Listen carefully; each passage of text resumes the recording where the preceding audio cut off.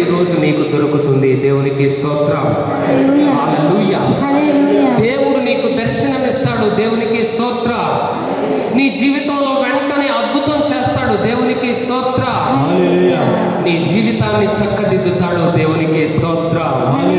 దేవుడు ఒకసారి నీ జీవితాన్ని చక్కదిద్దితే ఇక నువ్వు మళ్ళీ దాన్ని రెండోసారి చక్కదిద్దుకోవాల్సినటువంటి అవసరం నీకు ఉండదు. దేవుడు నిన్ను ఆశీర్వదిస్తే రెండో పూట గురించి ఆలోచన నీకు ఉండదు. దేవుడు ఒక్కసారి నిన్ను దీవిస్తే కరువు గురించిన ఆలోచనలే నీ మనస్సులోనికి రావు. దేవుడు ఒక్కసారి నిన్ను బలపరచటం మొదలు పెడితే నీకున్నటువంటి బలం ఇంకా ఎవ్వరికీ కూడా ఉండదు. నీ వైపు నువ్వు చూసుకో, ఎంత బలహీనులో మీరు. మీ వైపు మీరు చూసుకోండి. కరువు వస్తే మనం ఏం చేయలేం. మీ వైపు మీరు చూసుకోండి. బాధ వస్తే మనం ఏం చేయలేం. మీ వైపు మీరు చూసుకోండి. కష్టం వస్తే మనం ఏం చేయలేం. అంత బలహీనులం మనమందరం అంతే.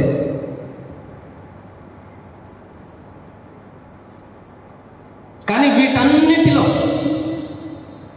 నువ్వు గనక ప్రభువు వైపు తిరిగితే ప్రభువు నీ జీవితాన్ని ఎంత చక్కగా మలచగలడో నువ్వు అనుభవానికి తెచ్చుకుంటావు.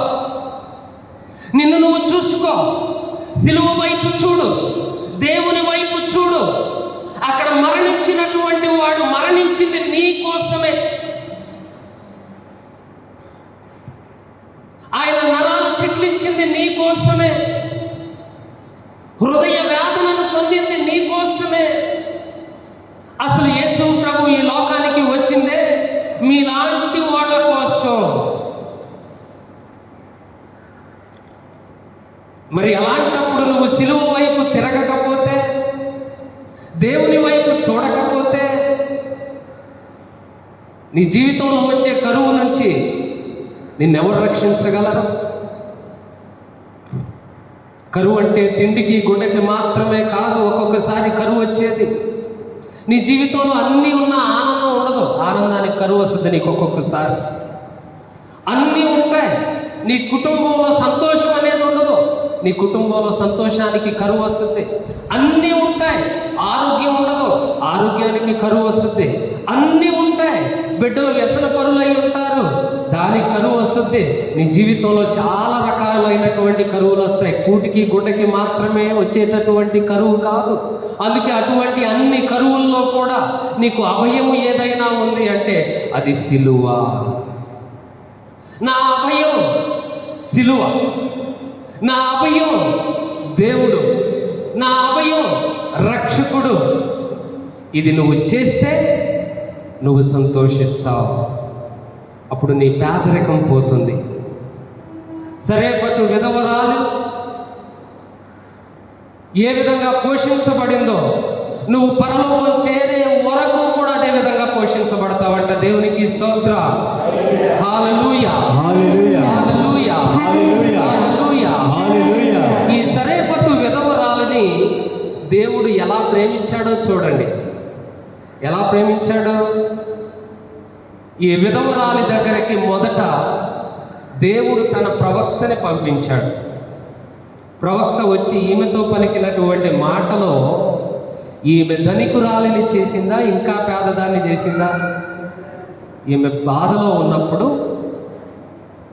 ఈ విధవరాలు 4 కట్టెలు ఏరుకుంటూ ఉన్నప్పుడు దేవుడు తన ప్రవక్తని పంపించాడు ఈమె దగ్గరికి.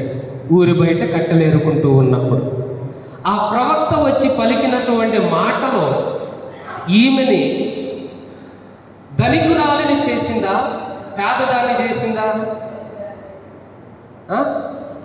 రాజుల మొదటి గ్రంథము 17వ అధ్యాయము 10-11 వచనాలు ఒక్కసారి చదవమ్మా. రాజుల మొదటి గ్రంథము 17వ అధ్యాయము 10-11 వచనాలు ఒక్కసారి చదవమ్మా. ఏలియా అట్లే సరేపతుకు వెళ్ళెను. అతడు నగర ద్వారమున అమ్మా చేరుకున్నప్పటికీ అక్కడ ఒక విధవ పొయ్యిలోనికి పుల్లలేరుకొనుచుండెను. ప్రవక్త ఆమెతో, అమ్మా, చెంబుతో కొంచెము నీళ్లు తీసుకొని రమ్ము. ఆ విధవ వెళ్ళిపోతూ ఉండగా మరలా అతడు ఆమెను పిలిచి కొంచెము రొట్టెను కూడా తీసుకొని రమ్మని చెప్పెను. యేసువా వందనం, యేసువా వందనం, యేసువా స్తోత్ర, యేసువా స్తోత్ర. ఇక్కడ నగర ద్వారం దగ్గర విధవరాలు ఏం చేస్తూ ఉంది? పొలలు ఏరుకుంటూ ఉంది. అక్కడ ఇశ్రాయేలు దేశం నుండి బయలుదేరిన ప్రవక్త దేవుని మాట ప్రకారం నగర ద్వారం దగ్గరకు వచ్చేసరికి ఎవరు కనిపించారు? విధవరాలు కనిపించింది. ఈ విధవరాలతో ఈ ప్రవక్త అన్నటువంటి మాటలు ఏంటి? అమ్మా, చెంబుతో కొంచెము నీళ్లు తీసుకొని రమ్ము. యేసువా వందనం. అది ఏ కాలం? అది ఏ కాలం? కరువు కాలం. కరువు కాలంలో చెంబుడు నీళ్లు కూడా చాలా విలువైనవి. అసలు కరువు వచ్చేది నీళ్ళకి. కరువు అంటేనే అది. నీళ్లు పుష్కలంగా ఉంటే అది కరువు కాదు. అవునా కదా? నీళ్లు పుష్కలంగా ఉంటే పంటలు కూడా పండుతాయి. అది కరువు కాదు. మొదట కరువు వచ్చేదే నీళ్ళకి. కాబట్టి కరువు సమయంలో గుక్కెడు నీళ్లు దొరకడం కూడా చాలా కష్టమైనటువంటి పని. అంటే కరువు సమయంలో గ్లాసుడు మంచినీళ్ళు కూడా చాలా ప్రశస్తమైనవి. పరలోకం సంపాదించుకోవడం చాలా ఈజీ అంట. దానికోసం ప్రతి ఫస్ట్ ఫ్రైడే ఉపవాసం చేయాల్సిన అవసరం లేదంట. దానికోసం దాన ధర్మాలు చేయాల్సిన అవసరం లేదంట. దానికోసం ప్రార్థన చేయాల్సిన అవసరం లేదంట. దానికోసం బైబిల్ చదవాల్సినటువంటి అవసరం లేదంట. దానికోసం నాలాంటి వాడిని భరించాల్సిన అవసరం అసలే లేదంట. మరి ఏం చేయమన్నాడు ప్రభు? ఈ చిన్న వారిలో ఎవడు నా శిష్యుడని మీరు గుర్తించి, ఈ చెంబును మళ్ళీ యేసు ప్రభు అంటాడు. ఏమని అంటాడు? ఏమని అంటాడు? ఎవడు చెంబుడు నీళ్ళిచ్చునో, గుర్తొచ్చిందా? గుర్తొచ్చింది. ఎవడు చెంబుడు నీళ్ళిచ్చునో వాడు ప్రతిఫలాన్ని తప్పక పొందుతాడు. అంటే పరలోకం ప్రతిఫలం పొందడం ఎంత ఈజీ. గ్లాసుడు మంచినీళ్ళతో పరలోకం సంపాదించుకోవచ్చు. ఇంత ఈజీ పరలోకాన్ని సంపాదించుకోవటం. కానీ గ్లాసుడు మంచినీళ్ళు ఇవ్వటం మాత్రం చాలా కష్టం. అదెంత పరండి అని రేపు ఈ ఊరంతా నీళ్లు పట్టుకొని తిరగకండి. ఎవరికి నీళ్లు కావాలా అని ఆ పని చేయకండి. ఎప్పుడు ఇవ్వాలో మీరు? ఈ కాలంలో మేము అప్పుడప్పుడు పూజలకు వెళ్ళినప్పుడు కొంతమంది నీళ్ళు ఇస్తారు ఇంటికి భోజనానికి వెళ్ళగానే. వాళ్ళు చెప్తారు, ఫాదర్ గారండి ఈ నీళ్ళతో చేయి కడుక్కోండి, ఇవి మంచి నీళ్ళు, దీంతో చేయి కడుక్కోకండి. 2 రకాల నీళ్ళు మీ ఊర్లో ఉన్నాయి? అలాగా ఉన్నాయా? అయితే నేను చెప్పేది మీకు అర్థం అవుతుంది. ఫాదర్ గారండి ఈ చేయి కడుక్కోవటానికి, ఇవి తాగటానికి. చేయి కడుక్కునే నీళ్ళని తాగొద్దు, తాగే నీళ్ళతో చేయి కడుక్కోవద్దు. ఎందుకని? చేయి కడుక్కునే నీళ్ళు దొరుకుతున్నాయి మాకు, కానీ తాగే నీళ్ళు దొరకట్లా. అదే కదా మీరు మాకుతో చెప్పేది. కరువు వచ్చినప్పుడు చెంబుతో నీళ్లు ఇవ్వటం కూడా చాలా కష్టమైనటువంటి పని. నీ గొంతు తడిపే నీళ్ళని మరో గొంతు తడపటానికి నువ్వు ఇవ్వగలవా? ఇవ్వలేవు. మీరు ఎప్పుడైనా బస్సులో ప్రయాణం చేస్తున్నారు, మీరు బిస్లరీ వాటర్ బాటిల్ ఒకటి కొనుక్కున్నారు, సగం తాగారు, బస్సులో ఎవరో మిమ్మల్ని అడిగారు మంచినీళ్ళు ఇవ్వాలి. మీరు మనసులో తిట్టుకుంటారు, ఏమని? బాటిల్ కొనుక్కొని బస్సు ఎక్కలేవా, నాయే కావాలా? నేను చాలాసార్లు అనుకున్నా. మీరు అనుకున్నారు ఎప్పుడన్నా? మీరు ఎప్పుడన్నా? మీరు ఎంత నిజాయితీ పనులు అన్నీ ఒప్పేసుకుంటున్నారు. ఇలాగ అనుకుంటాం మనం, ఖచ్చితంగా అనుకుంటాం. అంటే గ్లాసుకి మంచినీళ్ళు ఇవ్వటం అంత ఈజీ అయినటువంటి పని ఈ రోజుల్లో ఇవ్వచ్చేమో. కానీ కరువు వచ్చినప్పుడు బిందుడు నీళ్లు కోసం 4 మైళ్ళు నడిచి తెచ్చుకోవాల్సిన సమయం వచ్చినప్పుడు పక్కింటోడికి నీళ్ళు ఇస్తావా? కొన్న నీళ్లు ఒక ట్యాంక్ పక్కింటోడికి ఇవ్వగలవా? ఇవ్వలేవు. చాలా కష్టం. మరి కరువు వచ్చిన సమయంలో చెంబుతో నీళ్లు తెమ్మంటాం అంటే ఈ వివరాలు ఈజీగా చెప్పేయచ్చు. ఏమని? అయ్యా నా ఇంట్లో నీళ్లు లేవు, అయిపోయింది. అదే కాకుండా ఈ విధవరాలు ఏం చేసిందంట, బయలుదేరిందంట ఇంటికి వెళ్ళటానికి, చెంబుతో నీళ్లు తేటానికి. ముక్కు ముఖం తెలియని వాడు నగర ద్వారం దగ్గర ఎదురయ్యి, అమ్మా చెంబుతో నీళ్లు తీసుకురా అని చెబితే ఈ విధవరాలు నీళ్లు తీసుకురావడానికి ఇంటికి బయలుదేరింది. ఈమె ఇంటికి బయలుదేరటంలో కూడా చాలా రిస్క్ ఉంది. ఏంటా రిస్క్ అంటే, ఇంటి దగ్గర ఎవరున్నారు? కొడుకున్నాడు. వాడు ఏ స్థితిలో ఉన్నాడు? మరణావస్థలో ఉన్నాడు. ఈమెమనుకుంటుంది, తన జీవితంలో ఇదే చివరి రొట్టె. ఇంటికెళ్ళి మంచినీళ్ళు తీసుకొని ప్రవక్తకిచ్చి మళ్ళీ ఇక్కడ ఏరుకున్న కట్టెలు తీసుకొని ఇంటికెళ్ళి రొట్టెను కాల్చుకొని తినే అంత శక్తి ఈమె దగ్గర ఉందా? కరువు సమయంలో చివరి రొట్టె అంటే ఆమె ఏ స్థితిలో ఉంటుందో మనకు బాగా అర్థమైంది. నీరసించిపోయి ఉండొచ్చు. అక్కడి నుంచి ఇంటికి వచ్చి చెంబుడు నీళ్లు తీసుకెళ్ళి ఆ ముక్కు ముఖం తెలియని వాడికి ఇచ్చి మళ్ళీ కట్టెలు తీసుకొని ఇంటికి వచ్చి కట్టెల పొయ్యిలో పెట్టి రొట్టె కాల్చుకొని తినటం. ఎంత రిస్క్ ఉంది? చెంబుడు నీళ్ళు ఇవ్వడమే కదా, ఎంత రిస్క్ ఉంది? అదే మనం అనుకో ఏం చెప్తా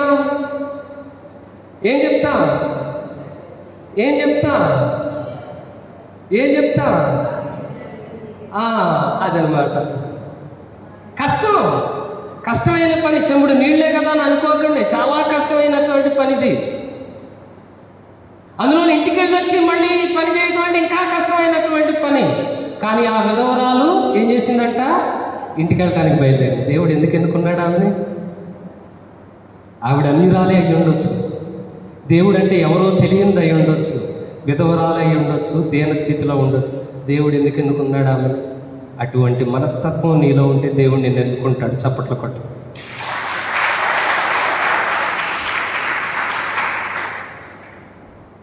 అటువంటి మనసు ఉంటే దేవుడు అంట అడగకుండానే దీవిస్తాడంట. దేవునికి స్తోత్రం. హల్లెలూయా, హల్లెలూయా, హల్లెలూయా. నా రొట్టె నాది, నా నూనె నాది, నా నీరు నాది అని అనుకున్నావు అనుకో, దేవుడు కూడా నీది నీదే, నాది నాదే అంటాడంట. దేవునికి స్తోత్రం. హల్లెలూయా, హల్లెలూయా, హల్లెలూయా, హల్లెలూయా, హల్లెలూయా. ఆవిడ బయలుదేరింది. మళ్ళీ ప్రవక్త రెండోసారి పిలిచాడు. పిలిచేమన్నాడు, అమ్మ ఒక చేత్తో నీళ్ళు తీసుకురా, ఇంకో చేత్తో రొట్టె తీసుకురా. మీరు కూడా మీ పిల్లలకో మీ భర్తకో పని చెప్తారు కదా, ఇంట్లోకి వెళ్ళి పలానా వస్తువు తీసుకురమ్మని చెప్తే వాళ్ళు వెళ్తారు. లోపలికి వెళ్ళగానే ఏమంటారు, అదే చేత్తో అది అక్కడ ఇంకోటి ఉంటుంది, అది కూడా పట్టురా అంటారు. ప్రవక్త చెప్పింది కూడా అదే. మొత్తం చెంబుతో నీళ్లు తీసుకురామ్మా అన్నాడు. ఆమె బయలుదేరింది. మళ్ళీ ఏమన్నాడు, అమ్మ వచ్చేటప్పుడు నా కోసం ఒక రొట్టెను కూడా తీసుకొని రా అన్నాడు. మరి ఇప్పుడు ప్రవక్త నీళ్ళు అడిగాడు, ఇంకేమడిగాడు? రొట్టెను అడిగాడు. కరువులో ఉన్న ఒక స్త్రీ దగ్గరకు వచ్చి నీళ్ళు అడిగి తన దగ్గర ఉన్నటువంటి చివరి రొట్టెని నా కోసం ఇవ్వు అన్నాడంటే దేవుని ప్రేమ, దేవుని కృప ఈమె దగ్గరకు వచ్చినప్పుడు ఈమె పేదదాన్ని చేస్తుందా లేకపోతే ధనికురాలను చేసిందా? నాకెక్కడ దొరికారమ్మా ఇంత చెప్పిన తర్వాత కూడా. ఈమె పేదదవుతుందా ధనికురాలు అవుతుందా? ఉన్న రొట్టెను కూడా దేవుడు లాగేసుకుంటున్నాడు, ఉన్న నీళ్ళను కూడా దేవుడు తీసేసుకుంటున్నాడు. ఉన్న రొట్టె అయిపోయింది, ఉన్న నీళ్లు అయిపోయింది, రొట్టెతో పాటు నూనె అయిపోయింది. అప్పుడు ఈవిడ పేదదైందా ధనికురాలైందా? ఏమైంది? పేదదైందిగా. దేవుడు ఎప్పుడో ఇస్తాడు, తర్వాత సంగతి. ఇప్పుడు ఏమైంది? దేవుని కృప మొదటగా మన దగ్గరకు వచ్చినప్పుడు అంట దేవుడు ఒక్కొక్కసారి మన దగ్గర ఉన్నది కూడా అడుగుతాడంట. దేవునికి స్తోత్రం. హల్లెలూయా. నువ్వు ఇవ్వడానికి సిద్ధం అయితే దేవుడు కూడా ఇవ్వడానికి సిద్ధం. దేవునికి స్తోత్రం. అయ్యయ్యో నా దగ్గర చెంబుడు నీళ్ళే ఉన్నాయి, ఒక రొట్టె ఉంది, నాది నాకే అన్నావు అనుకో, నీది నీదే, నాది నాదే అని దేవుడు వెళ్ళిపోతాడంట. 5,000 మంది ఆకలితో ఉన్నారంట యేసు ప్రభు చుట్టూరు. యేసు ప్రభు అడిగాడంట, వీళ్ళకి మీరు భోజనం పెట్టండి అన్నాడు. శిష్యులు ఏమన్నారు? మా దగ్గరేమీ లేదన్నారు. అప్పుడు ఒక పిల్లవాడు ముందుకొచ్చి, ప్రభువా ప్రభువా నా సంచిలో ఈ లెక్క మర్చిపో, ఎన్ని ఉన్నాయి? 5 రొట్టెలు 2 చేపలు ఉన్నాయి, నేను నీకు ఇస్తాను ప్రభువా అన్నాడు. 5 రొట్టెలు 2 చేపలు తీసుకొని దేవునికి కృతజ్ఞతావందనాలు చెప్పి శిష్యులకి ఇచ్చి అందరికీ పంచిపెట్టమన్నాడంట. వారందరూ భుజించగా ఇంకా ఎన్ని రొట్టెలు మిగిలాయంట? 12 గంపలు మిగిలాయంట. 12 గంపలు నిండా రొట్టెలు, 12 గంపలు నిండా చేప ముక్కలు. మరి తలకాయ ముక్కలు మిగిలాయా, తోక ముక్కలు మిగిలాయా నాకైతే తెలియదు, కానీ ముక్కలు మిగిలాయి మొత్తానికి. అదేదో ఒక ముక్క మిగిలింది. ఇప్పుడు 5 రొట్టెలతో 2 చేపలతో అద్భుతం ఎలా జరిగింది? ఎప్పుడైనా ఆలోచించారా? ఎలా జరిగింది? ఇంకా 12 గంపలకి ఎలా మిగిలాయి? ఒకవేళ దేవుడు అద్భుతం చేస్తుంటే అందరికీ సరిపడా చేసేవాడే కదా, ఎందుకు మిగులుస్తాడు? అందరికీ సరిపడా అద్భుతం చేస్తే సరిపోద్ది, మిగల్చాల్సిన అవసరం ఏముంది? అది కూడా 12 గంపలు. ఎప్పుడైనా ఆలోచించారా? అక్కడ జరిగిన అద్భుతం ఏంటో తెలుసా? ఒక పిల్లవాడు 5 రొట్టెలు 2 చేపలు ప్రభువుకి ఇచ్చినప్పుడు ఆ ప్రభువు వాటిని అందుకొని కృతజ్ఞతావందనాలు చెప్పి ప్రజలకు పంచిపెట్టమని శిష్యులకు ఇచ్చినప్పుడు అంట, మిగిలిన వాళ్ళందరూ ఏం చేశారంట? తమ తమ సంచుల్లో చెయ్యి పెట్టి వాళ్ళ దగ్గర ఉన్న రొట్టెలు తీసి యేసు ప్రభువుకి ఇవ్వటం మొదలెట్టారంట. అలాగే అందరి దగ్గర ఉన్న రొట్టెలు తీసి యేసు ప్రభువుకి ఇచ్చేసరికి అందరూ తినగా ఇంకెన్ని మిగిలాయి? ఎన్ని మిగిలాయి? 12 గంపల నిండా రొట్టెలు మిగిలాయంట. అది అద్భుతం. అంటే అక్కడ అద్భుతం ఎలా జరిగింది అంటే, మా దగ్గర లేవు అన్నంతకాలం అద్భుతం జరగదు. ప్రభువా నా దగ్గర ఇది ఉంది అని నువ్వు చెప్పినప్పుడు అద్భుతం జరుగుతుంది. దేవునికి స్తోత్రం. హల్లెలూయా, హల్లెలూయా, హల్లెలూయా, హల్లెలూయా, హల్లెలూయా, హల్లెలూయా. అందుకే దేవుడు అడిగినప్పుడు నీ దగ్గర ఉన్నాయనుకో, ఉన్నాయని చెప్పు. నువ్వు లేవన్నావు అనుకో, పైన ఎవరు దేవదూతలు ఉంటారంట, వాళ్ళు ఏమంటారంట? తదాస్తు అంటారంట. తదాస్తు అంటే ఏంటి? ఆమెన్ అని అర్థం. ఆమెన్ అంటే అర్థం ఏంటి? ఆగునుగాక. ఆగునుగాక అంటే మనం ఏమన్నావు అది అది అయిపోతాడ. దేవునికి స్తోత్రం. హల్లెలూయా, హల్లెలూయా.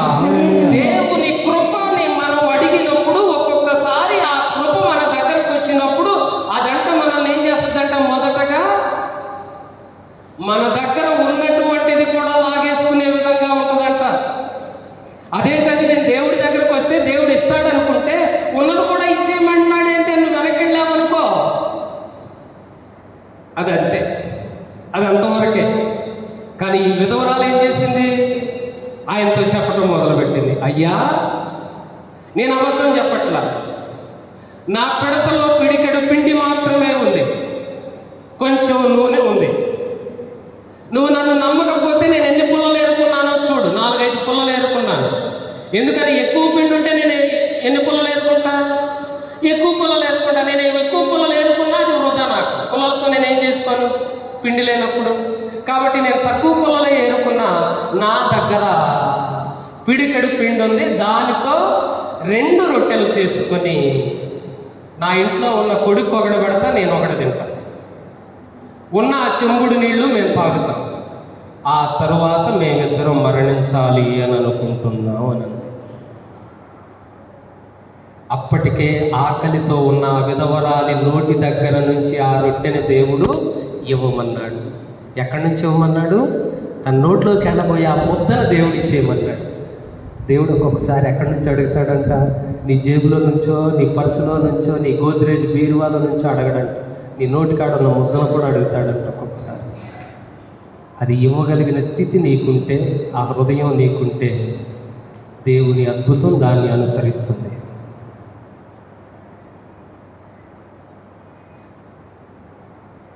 కానీ మనం లెక్కలు వేసుకుంటాం. మధ్యాహ్నానికి ఓకే, సాయంత్రానికి మరి రేపు సంగతి ఏంటి? రేపు సంగతి ఏంటి? నీ లెక్కల్ని పక్కన పెట్టు. దేవుడిని నీ లెక్కేసుకో. దేవుడిని నీ ఆస్తిగా లెక్కేసుకో. దేవుడిని నీ అంతస్తుగా లెక్కేసుకో. నువ్వు పోషించబడతావు. దేవుని దయ అంట మనుషుల దగ్గరకు వచ్చినప్పుడు ఇది ఎలాగే ఉంటుందంట. ఒక్కొక్కసారి దేవుని దయ మనిషికి ఎలా అనిపిస్తుంది అంటే కఠినంగా అనిపిస్తుంది అంట. ఎలా అనిపిస్తుందంట? కఠినంగా అనిపిస్తుంది అంట. దేవుని దయ అంట డిమాండ్ చేస్తుందంట. దేవుడు మొదట మనతో మాట్లాడినప్పుడు దేవుడు ఏం చెప్పాడు మనకి? అపోస్తుల కార్యములు 3వ అధ్యాయం 19వ వచనం ఒక్కసారి చదవమ్మా. అపోస్తుల కార్యములు, మీరు హృదయ పరివర్తన చెంది దేవుని వైపు మరలండి. దేవునికి స్తోత్ర. యేసు ప్రభు మొట్టమొదటి ప్రసంగం ఏంటి? పరలోక రాజ్యము సమీపించినది, హృదయ పరివర్తన చెందండి. దేవుని దగ్గరికి రావాలి అని అనుకుంటే మనం ఏం చేయాలంట? హృదయ పరివర్తన చెందాలంట. హృదయ పరివర్తన అంటే ఎప్పటిదాకా నీ హృదయం దేని మీద ఫిక్స్ అయ్యింది, ఇప్పుడు అక్కడి నుంచి తీసి దేవుని మీద ఫిక్స్ చెయ్యి.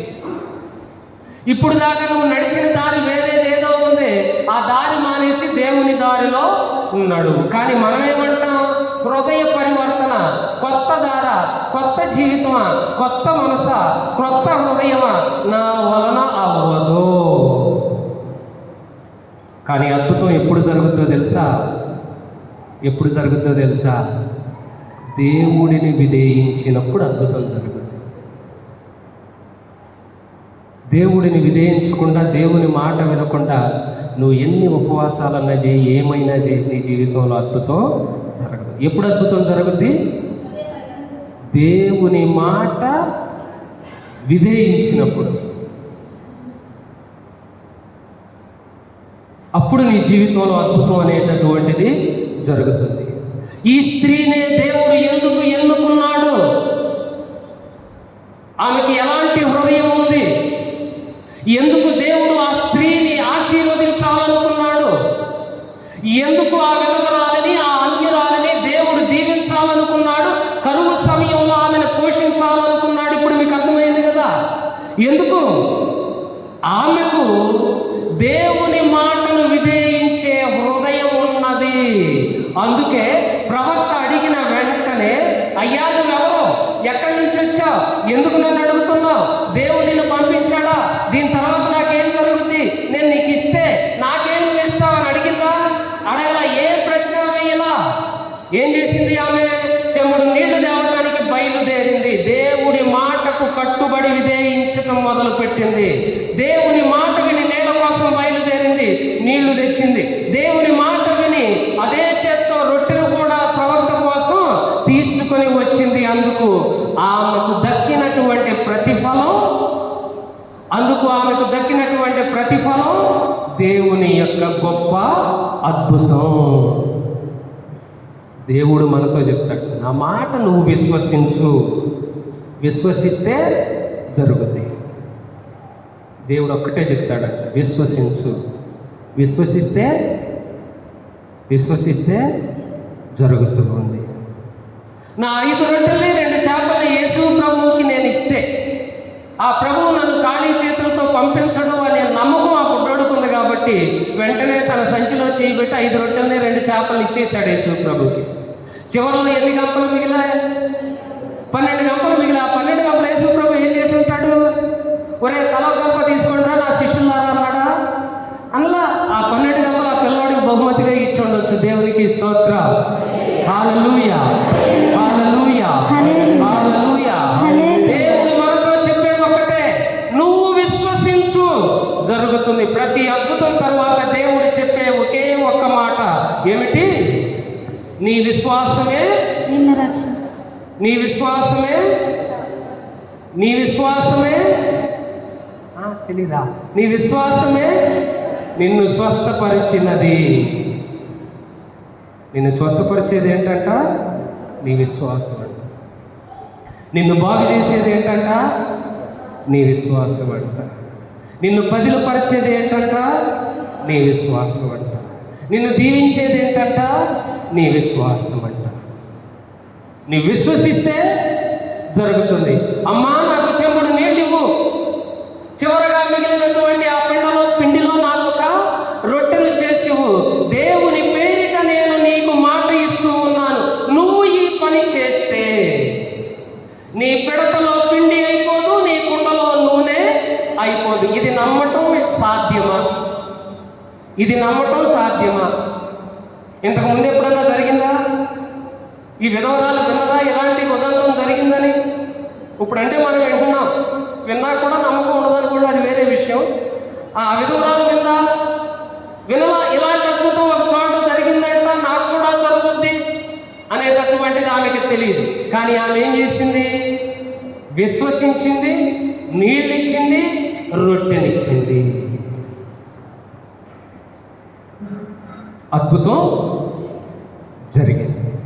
అప్పుడు ఆమె కుండ ఏమైపోయింది? ఒక అక్షయ పాత్రలాగా అయిపోయింది. అందులో చేయి పెడితే ఆమెకి ఏం దొరుకుతుంది? పిండి దొరుకుతుంది. చిన్న గరాటు మెరుగు పెడితే ఏం దొరుకుతుంది? నూనె దొరుకుతుంది. పోషించబడుతూ ఉంది ప్రతిరోజు. ఇప్పుడు ఒక విషయం చెప్పండి నాకు. ఆమె ఇంటికి వెళ్ళింది ఎందుకు?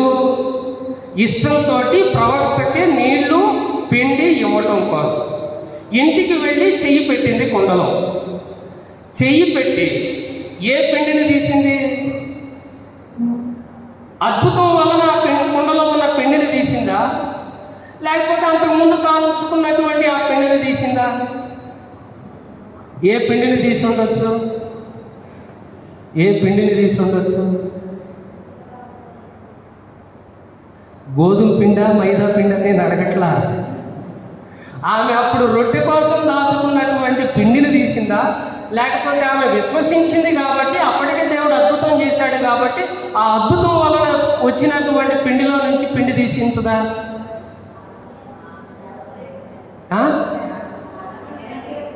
మేమేం చెప్పినా తప్పు అంటున్నారు, మీరే ఏదో ఒకటి చెప్పండి అంటారా? అప్పటికే అద్భుతం జరిగిపోయిందంటే. ఎప్పుడు అద్భుతం జరిగింది? ఆమె ఎప్పుడైతే విశ్వసించిందో అప్పుడే అద్భుతం జరిగిపోయిందట. ఆమె చెయ్యి పెట్టి పిండి తీసింది కదా, ఆ అద్భుతం జరగటం వలన ఆ అద్భుత రీతిలో వచ్చినటువంటి ఆ పిండి నుండే ఆమె మొదటి పిండిని తీసిందంటే. ఎప్పుడైతే నువ్వు విశ్వసిస్తావో అప్పుడే అద్భుతం జరుగుద్ది. దేవునికి స్తోత్రం.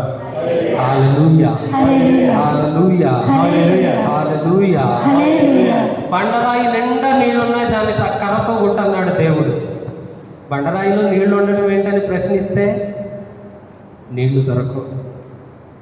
కర్రతో సముద్రాన్ని కొట్టు, అది 2 పాయలుగా చీలిపోతుంది అన్నాడు. కర్రతో ఎంత పెద్ద సముద్రాన్ని కొడితే 2 పాయలుగా చీలుతుందంటే ఎలాగా?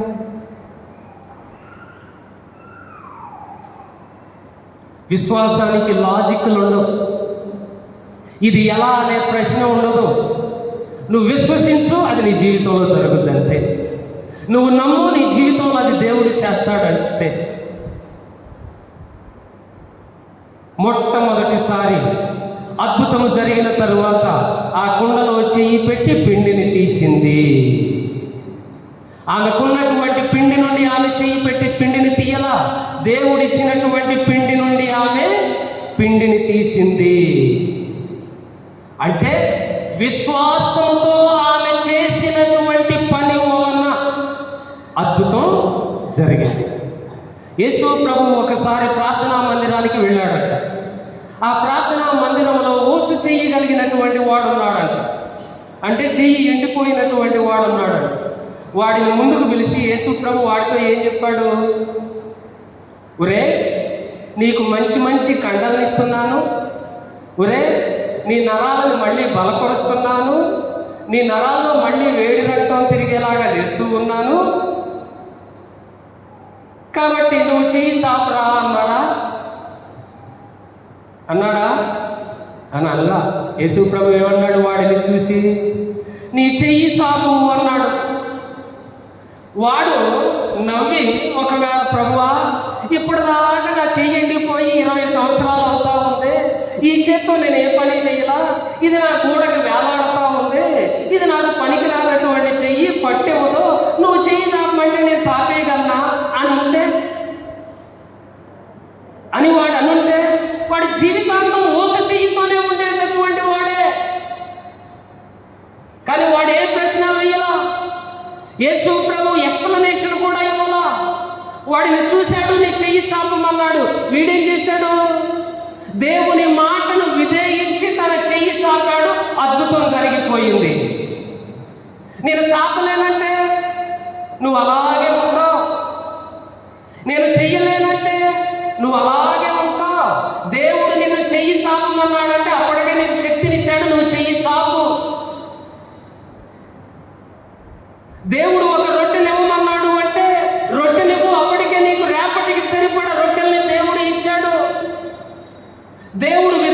విశ్వసించమన్నాడంటే మిగతావన్నీ పక్కన పెట్టి దేవుడిని విశ్వసించు, మిగిలినవన్నీ దేవుడు చూసుకుంటాడు. మరి ఇన్ని అద్భుతాలు, ఇన్ని గొప్ప గొప్ప కార్యాలు, ఇంత మహా అద్భుతాలు మన కళ్ళ ముందు ఉన్నప్పుడు దేవుడిని మనం ఎంత గొప్పగా విశ్వసించాలో కదా. దేవుడు చెయ్యమన్నాడు, చెయ్యి. దేవుడిని చెయ్యి చాపమన్నాడు, చాపు. దేవుడు చెవుడు నీళ్ళు ఇవ్వమన్నాడు, ఇవ్వు. దేవుడు నీకున్న పిండిలో ఒక రొట్టెని ఇవ్వమన్నాడు, ఇవ్వు. దేవుడు నీకు కాకుండా చేస్తాడా? నిన్ను ఆకలితో వెళ్ళనిస్తాడా? నీకు కావలసింది ఇవ్వకుండా ఉంటాడా? కానీ మొదటగా దేవుడంట నాకు ఇవ్వు అంటాడు. నిన్ను పరీక్షకు గురి చేస్తాడంట, నిన్ను ఆలోచనలోనికి తీసుకెళ్తాడంట. ఒకవేళ నువ్వు అప్పుడు ఆ క్షణంలో అక్కడ నిలబడి మరి రేపటి సంగతి ఏంటని ఆలోచిస్తే అంతే, అయిపోయింది. అద్భుతానికి మరొక మెట్టు దూరంలో నువ్వు ఆగిపోయావు. దేవుని కృపకి మరొక మెట్టు దూరంలో నువ్వు ఆగిపోయావు. చాలామంది అంటే అక్కడ దాకా వస్తారంట, అక్కడి నుంచి వెనక్కి వెళ్ళిపోతారంట. ఎందుకంటే ఈ అనుమానం కలుగుతుంది. వచ్చి చేయగలిగిన వాడితో దేవుడు ఏమన్నాడు? నీ చెయ్యి చాపన్నాడు. వాడు ఏం చేశాడు? చెయ్యి చాపన్నాడు. వాడికి చెయ్యొచ్చు. కుష్ఠవ్యాధి రోగులు వచ్చి ప్రభువా మమ్మల్ని స్వస్థపరచు అన్నారు. వాళ్ళతో ఏమన్నాడు? మీరేంటి యాజకులకు కనపడమన్నాడు. వాళ్ళు వెళ్తా ఉన్నారు, అద్భుతం జరిగింది. దేవుడు చెప్పింది చెయ్యి, నీ జీవితంలో జరుగుద్ది. దేవునికి స్తోత్రం. దేవుడు చెప్పాడు, నేను చేస్తాను.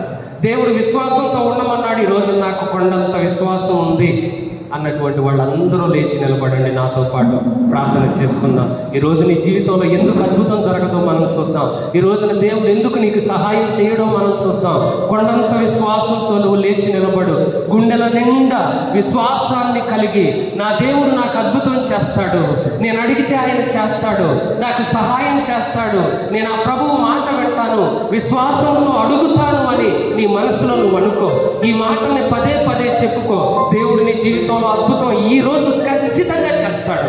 నువ్వు విశ్వసించు. ఇప్పుడు నేను ప్రార్థన